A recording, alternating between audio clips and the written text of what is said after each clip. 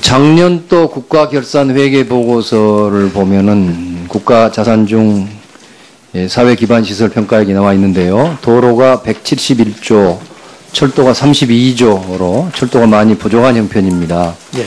그런데도 근년에 철도 부분 투자는 도로에 비해서 매년 대략 5 내지 7% 작게 투입되고 있는 실정입니다.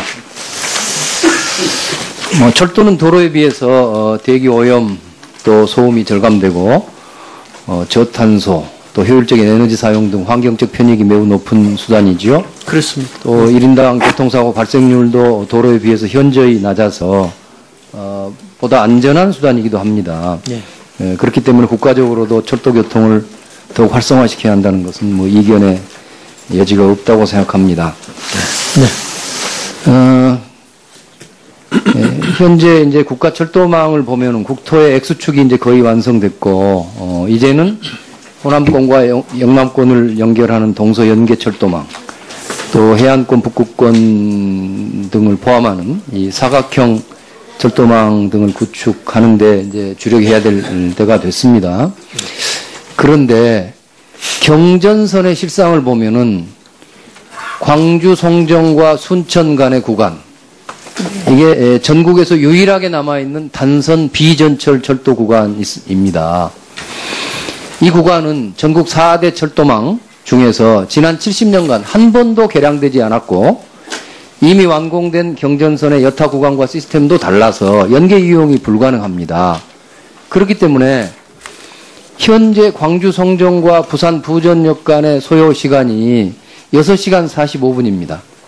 그런데 송정에서 순천 구간, 이 부분적인 구간에만 고속철도를 투입한다면 광주 부산 간이 1시간 50분대로 단축된다고 분석되고 있습니다. 엄청난 거지요. 6시간 넘는 거리가 이제 2시간 이내로 단축이 됩니다. 그렇게만 되면은 국토 균형 발전이나 남해권의 성장 동력을 확충하는 데나 더구나 영호남 지역 간 교류 화합 등에 크게 기여하게 될 것입니다. 아마 이런 편익은 예. 돈으로 계산하기 어려울 만큼 막대한 것이라고 생각합니다. 예. 이제 뭐 제가 경전선 광주 송정 그리고 순천 구간에 대한 KDI의 예비 타당성 중간 보고서를 예. 전문가들과 함께 검토해 봤습니다. 또 국회 입법조사처의 전문가들의 견해도 청취했습니다. 예, 이런 문제점이 있습니다. 첫째, 그 비용 편익 분석에 있어서 철도 시설의 내구 연한을 60년 이상으로 봐야 한다는 것이 일반적인데 현 평가 지침에는 30년으로 되어 있습니다. 그 도로와 같습니다. 영국의 경우에는 철도는 60년, 도로는 30년. 일본도 철도는 최장 50년, 도로 40년 이렇게 비용 편익 분석 기간이 정해져 있어서 철도가 도로에 비해서 장기로 설정되어 있습니다. 그런데 우리는 두 가지가 다 30년이 되기 때문에 이게 문제가 있습니다. 둘째는 현재 예타 조사에서 도로와 철도 사업의 사회적 할인율을 분석 기간 30년에 대해서 똑같이 5.5%로 정해놓고 있어요. 근데 상대적으로 초기 투자비가 크고 장기간 편익이 발생하는 철도의 경우에 시간이 지날수록 상대적으로 낮은 할인율을 적용해야 한다는 해외 연구 결과가 있습니다. 또 현재 국내 실제 금리가 2% 미만에 불과한데 투자 사업의 할인율도 5.5%보다는 대폭 낮춰야 하는 것이 합리적입니다. 이렇게 시간이 너무 짧아서 그러는데 조금만 더. 마지막으로 보다 근본적으로는 외국에서는 아까 말씀드린 철도의 대기 오염이라든가 소음의 절감 효과, 저탄소, 효율적 에너지 사용, 안전성 이런 것들을 모두 비용 편익 분석에 크게 반영하는데 우리나라는 대기 오염과 소음 절감 편익만을 부분적으로 반영하고 다른 부분은 매우 소홀히 다뤄지고 있습니다. 아마 이것이 현재 2차 국가철도망 사업이 지지부진한 큰 이유 중에 하나라고 생각합니다. 그래서 이른바 이 BC 분석을 근본적으로 합리적으로 개선해야 한다고 네. 생각합니다. 우선 이 점에 관해서 한번 예, 말씀해 주시죠. 그 의원님 지적하신 그런 부분이 저희가 보기에 좀 문제가 있는 그 기준으로서 문제가 있는 것 같습니다. 그래서 이런 부분이 뭘 예타 전체를 다 하는 것이 KDI이기 때문에 저희가 지시를 할 수 있는 사항은 아니지만 하여튼 이런 부분이 좀 특성이 반영될 수 있도록 저희가 좀 노력을 해 보겠습니다. 그런 계획이고요. 그것과 또 별개로 현재의 기준이라도 그 경제성이 그 향상이 될 수 있는 방안들이 좀 있다고 봅니다. 운영비를 좀 다시 검토한다든가 하면은 그 부분도 저희가 제시를 하려고 이미 했습니다. 그 부분은 예, 지난 3월에 정부 내에서 이 송정 순천 구간 예타 조사에 대한 제2차 점검 회의가 있었습니다. 그런데 국토부는 당초 이 구간 사업의 수요를 1일 14,000여 명으로 산정했어요. 네. 그런데 KDI가 예타 조사를 하면서 그 수요를 반토막 내서 적용했습니다. 1일 7,140인. 이게 절반도 안 되네요. 이 반토막으로 잘랐는데 이 부분에 대해서 KDI가 뭐 제대로 해명을 했나요? 어떤가요? 국토부하고 KDI가 왜 이렇게 완전히 다른가요? 글쎄, 이제 그것을 저희한테 해명을 한 것은 아닌 것으로 알고 있습니다만은 제가 이거 전문가가 아니라서 이 부분에서 문제는 제기를 하고 있습니다. 또 예비타당성 조사의 영향권 설정 기준에도 문제가 있습니다. 이거를 지금 뭐 시간이 거의 갔는데요. 뭐 조금 이따 다시 보충 드릴 때 계속하겠습니다만은 우선 이 KDI가 적용하고 있는 이 철도에 관한 BC 그 예타 기준의 문제에 대해서 지금도 장관께서는 뭐 지시할 방법은 없다고 하시는데 그런 형식적인 답변을 하실 게 아니라 국정 운영이 합리적으로 돌아야 될 거 아닙니까? 왜 수요의 측이 양 기관이 그렇게 서로 다르다면 그러면 대해서 확실한 토론이 있어야 될 거 아닙니까? 그 문제 제기는 저희도 하고 있습니다. 저희가 이제 뭐 지시를 할 수 있는 것이 아니다. 그런 취지로 말씀을 드린 것이고요. 어쨌든 지금도 만나서 이 부분에 대해서는 저희가 문제 제기를 지속적으로 하고 있다 말씀을 드리고 좀 더 좀 해보도록 하겠습니다. 이렇게 비용 편익 분석 기간이 정해져 있어서 철도가 도로에 비해서 장기로 설정되어 있습니다. 그런데 우리는 두 가지가 다 30년이 되기 때문에 이게 문제가 있습니다. 둘째는 현재 예타 조사에서 도로와 철도 사업의 사회적 할인율을 분석기간 30년에 대해서 똑같이 5.5%로 정해놓고 있어요. 근데 상대적으로 초기 투자비가 크고 장기간 편익이 발생하는 철도의 경우에 시간이 지날수록 상대적으로 낮은 할인율을 적용해야 한다는 해외 연구 결과가 있습니다.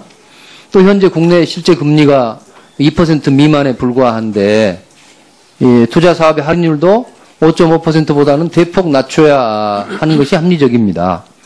이렇게 시간이 너무 짧아서 그러는데 조금만 더.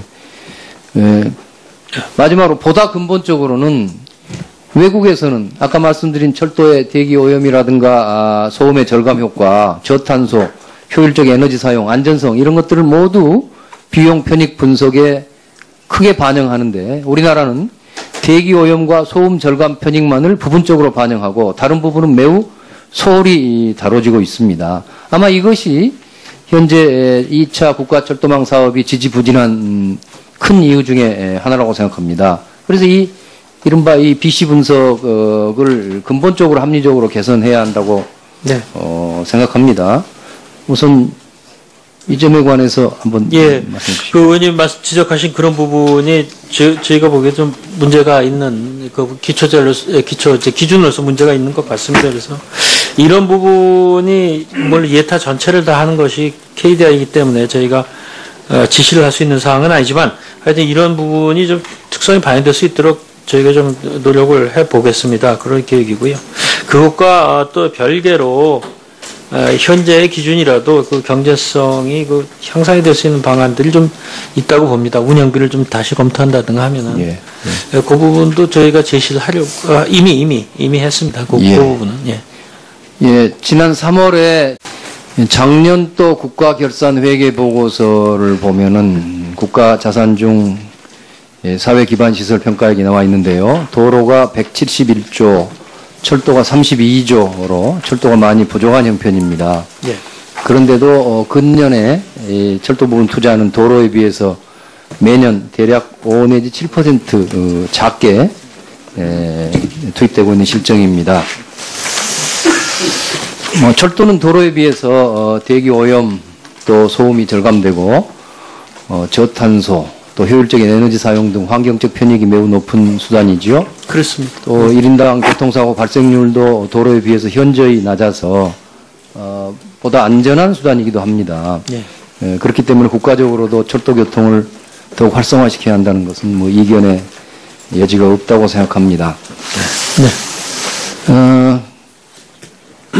현재 이제 국가 철도망을 보면은 국토의 X축이 이제 거의 완성됐고, 이제는 호남권과 영남권을 연결하는 동서 연계만 되면은 국토 균형 발전이나 남해권의 성장 동력을 확충하는 데나 더구나 영호남 지역 간 교류 화합 등에 크게 기여하게 될 것입니다. 아마 이런 편익은 예. 돈으로 계산하기 어려울 만큼 막대한 것이라고 생각합니다. 예. 이제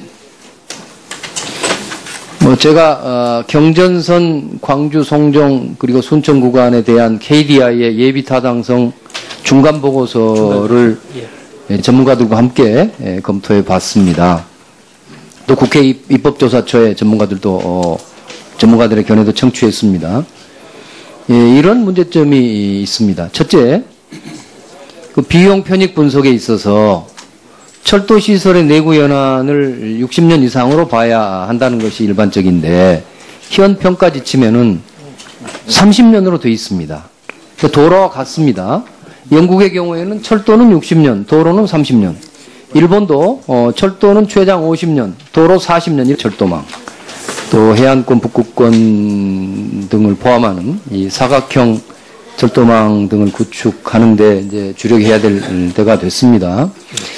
그런데 경전선의 실상을 보면은 광주 송정과 순천 간의 구간, 이게 전국에서 유일하게 남아있는 단선 비전철 철도 구간입니다.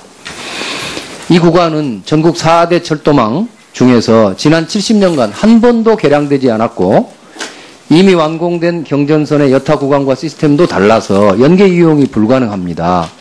그렇기 때문에 현재 광주 송정과 부산 부전역 간의 소요 시간이 6시간 45분입니다. 그런데 송정에서 순천 구간, 이 부분적인 구간에만 고속철도를 투입한다면 광주 부산 간이 1시간 50분대로 단축된다고 분석되고 있습니다. 엄청난 거지요. 6시간 넘는 거리가 이제 2시간 이내로 단축이 됩니다. 그렇게